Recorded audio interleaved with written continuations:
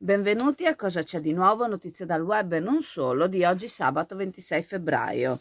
Ieri si è completato lo smantellamento del pontile a Vigo, quello posizionato a ridosso dell'imbarcadero della CTV. Venne installato nel 2007 dall'ex magistrato alle acque di Venezia, oggi provveditorato interregionale per le opere pubbliche per il Veneto, Trentino Alto Adige, Friuli Venezia Giulia, quando furono eseguiti i lavori per la sistemazione dell'area Vigo e della fondamenta Merlin. Il manufatto era fatiscente, deturpava uno dei più bei scorci della nostra città. Il sindaco Mauro Armelao si è impegnato nell'instaurare dialoghi con gli enti preposti, lo stesso provveditorato quindi e la sovrintendenza, riuscendo ad ottenere lo smantellamento della struttura, apparentemente pericolosa e pericolante, oltre che orrida alla vista in quel contesto urbano. Il 2 febbraio scorso la sovrintendenza ha fatto un sopralluogo in città arrivando a Vigo. In quel contesto è stato sottolineato l'inutilizzo della struttura. Prontamente gli uffici si sono attivati riuscendo a stabilire una data certa per lo smantellamento del pontile. Il sindaco Mauro Armelao è ben conscio che i problemi della città siano molti, ma vanno affrontati tutti uno alla volta con perseveranza per portare a casa un risultato a beneficio della cittadinanza.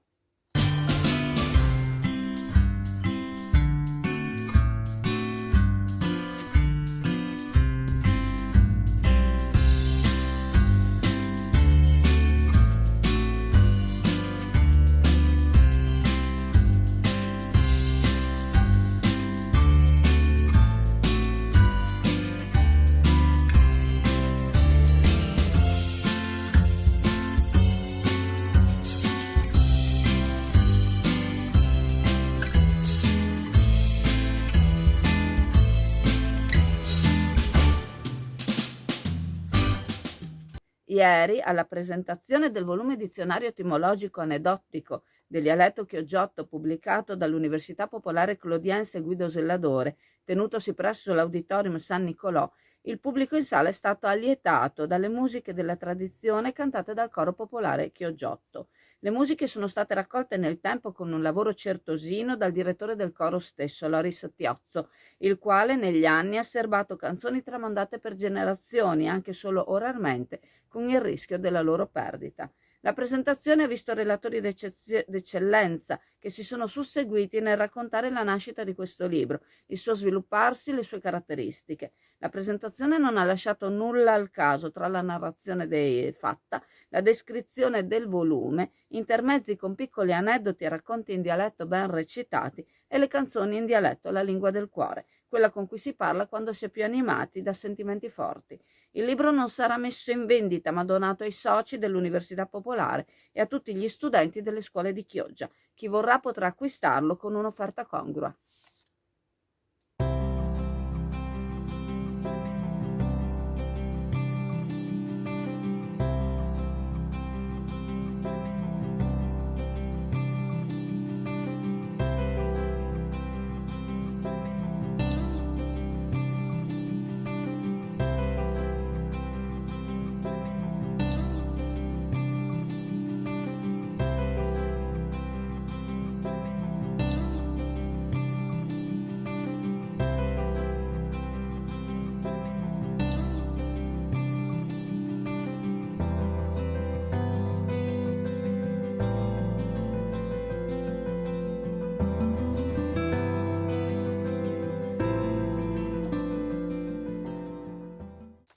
Lunedì mattina, alla parrocchia di Sant'Anna, poco prima di un funerale, una donna è stata colta mentre stava entrando nella casa canonica con la scusa di andare in bagno, ma è stata scoperta nell'atto di aprire i cassetti della scrivania nell'ufficio parrocchiale.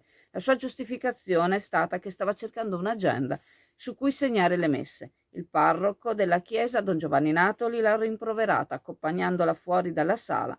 Un collaboratore dello stesso l'ha invece inseguita, vedendola salire a bordo di una vettura di colore scuro, guidata da un uomo in attesa sul piazzale. La donna, una persona anziana dall'aspetto insospettabile e dall'accento ferrarese, sembra non sia nuova a questi ride. Infatti si dice che recentemente abbia agito anche alla parrocchia di Borgo San Giovanni, sempre in prossimità di una funzione funebre. Il parroco ci tiene quindi a rendere pubblica la notizia in modo che le persone siano avvisate dell'esistenza di questi individui senza scrupoli che vanno a rubare all'interno delle chiese, adducendo scuse plausibili.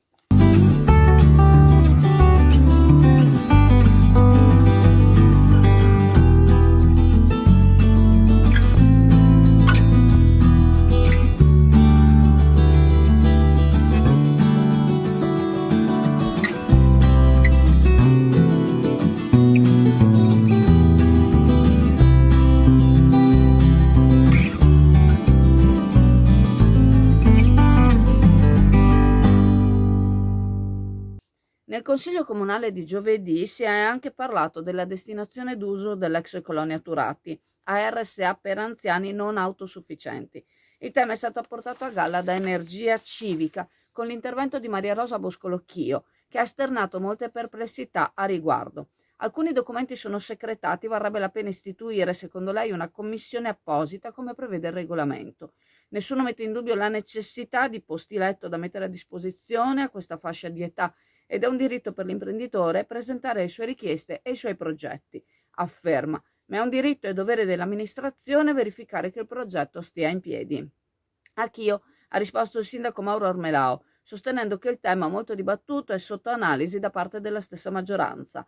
La delibera era già stata approvata dalla precedente amministrazione, ricorda. Ora l'ipotesi prospettata dalla società Altinia viene vagliata tenendo in considerazione tutti i pro e tutti i contro senza alcuna preclusione.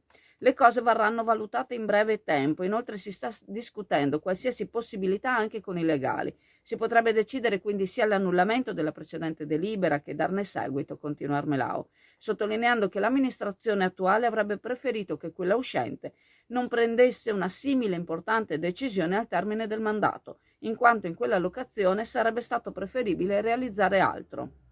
È chiaro a tutti che, in questi anni in cui la struttura è stata una cattedrale nel deserto, pochi hanno manifestato interesse. È doveroso per la città far sì che la stessa non debba rimanere altrettanti anni inutilizzata.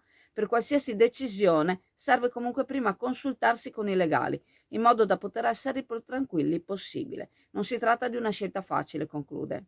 Chio si dice non soddisfatta delle risposte del sindaco, mettendo dubbi sul piano economico, finanziario proposto da Altinia, molto fragile a seconda della consigliera, che conosce il settore in quanto infermiera, e che solleva dubbi sul fatto che il piano finanziario si possa mantenere e che non crolli a discapito della cittadinanza che si troverebbe a pagare debiti inattesi.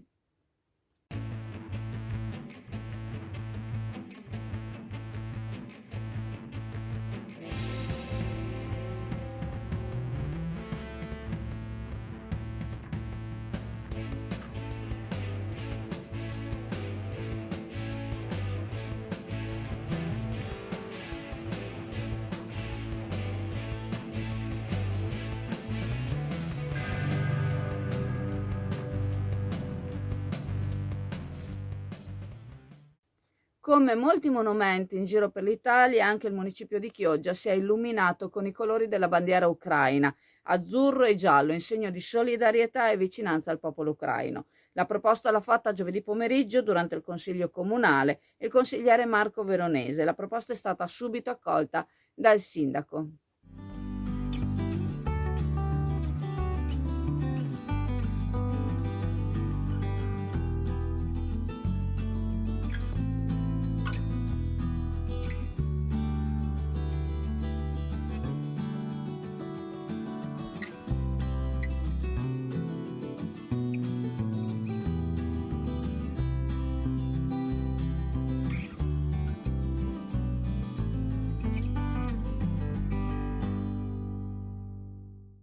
L'artista chioggiotto Sandro Varagnolo si dice lieto di annunciare la propria partecipazione alla mostra di chiusura sulla Divina Commedia illustrata, palcoscenico per 333 artisti.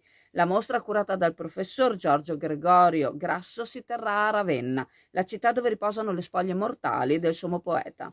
Oggi, sabato 26 febbraio, si terrà l'inaugurazione della mostra stessa, la quale ha collocazione presso la galleria Ravenna Art Gallery, e che qua si è spostata da Rocca Brivio Sforza con una selezione di una parte delle opere. La mostra che si è tenuta a Rocca Brivio Sforza ha visto infatti opere che sono state trasferite in varie città italiane. Alcune sono state destinate a Kiev in Ucraina, proprio nei luoghi della guerra. I luoghi per collocare i quadri sono stati scelti tra i più significativi per il poeta. Sarà l'ultima volta in cui sarà possibile ammirare dal vivo le opere che hanno illustrato i canti danteschi, che oggi più che mai, alla luce degli ultimi eventi di attualità, portano alla ribalta la commedia, quella ricca di descrizioni a chiari simboli nella prima cantica, quella dell'inferno.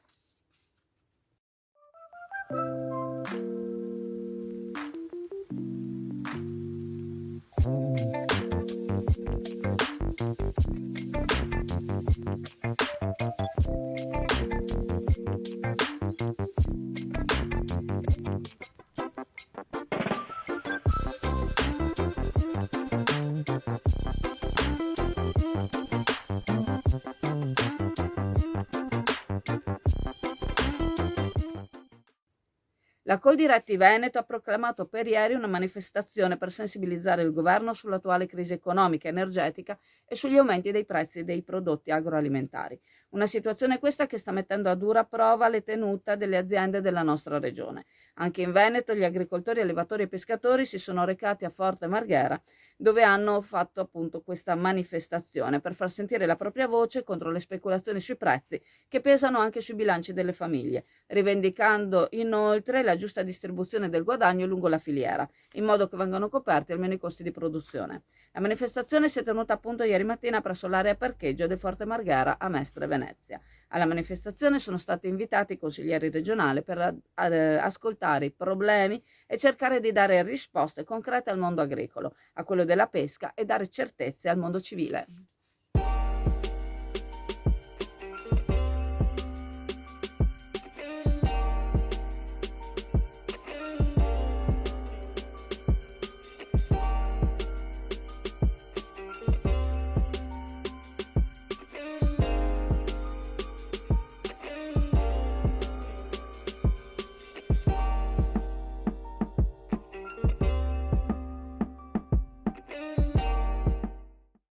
L'assessore regionale all'agricoltura della Regione Veneto, Federico Caner, intervenendo alle manifestazioni che si è tenuta ieri appunto da parte organizzata da Coldiretti a Forte Marghera, Venezia, asserisce che è necessario continuare a portare le richieste del settore agricolo sul tavolo del governo per dare risposte agli agricoltori e sostenere quindi il settore.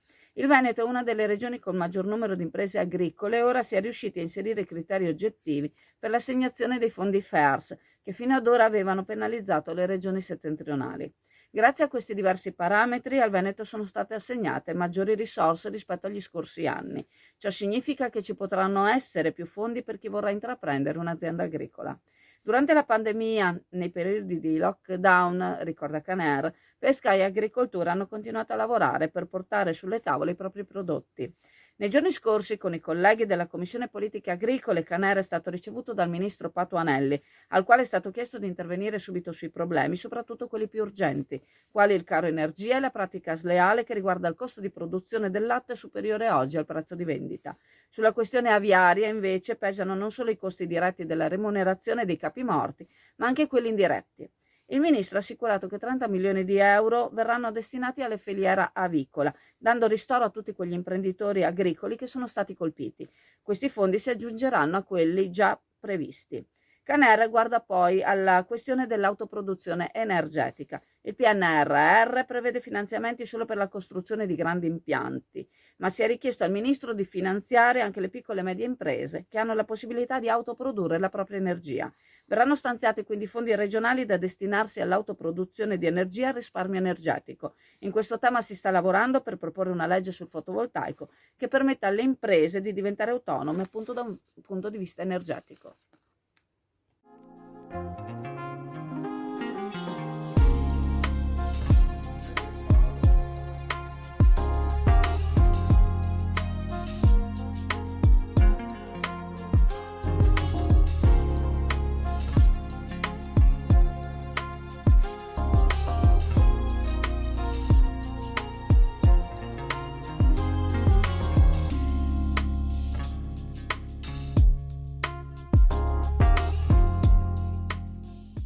La discarica di rifiuti a cielo aperto nei pressi dell'ex Mercatone 1, denunciata qualche giorno fa, a pochi metri dalla frazione di Chioggia, sarà presto rimossa, lo afferma il sindaco con una nota. Dopo un sopralluogo tramite il servizio ambiente si è provveduto ad avvisare la società proprietaria dell'area. Fra una decina di giorni verrà effettuato un incontro congiunto presso l'area stessa affinché si possa procedere con la pulizia completa del piazzale. In occasione dell'incontro verrà chiesto dal sindaco Mauro Armelao alla ditta proprietaria di chiudere e recintare la zona affinché nessuno possa più fermarsi e abbandonare i propri rifiuti, incurante nel fatto di danneggiare il territorio proprio alle porte della città.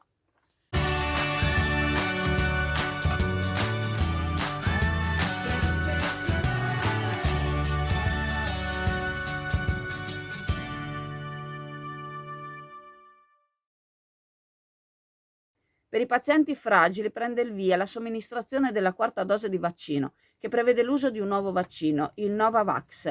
Il bacino di persone che potrà approfittarne ora è alquanto ristretto, infatti la USL 3 Serenissima prevede un totale di 7.000-7.500 quarte dosi, con circa un 3.000 persone che vorrà aderire alla campagna vaccinale.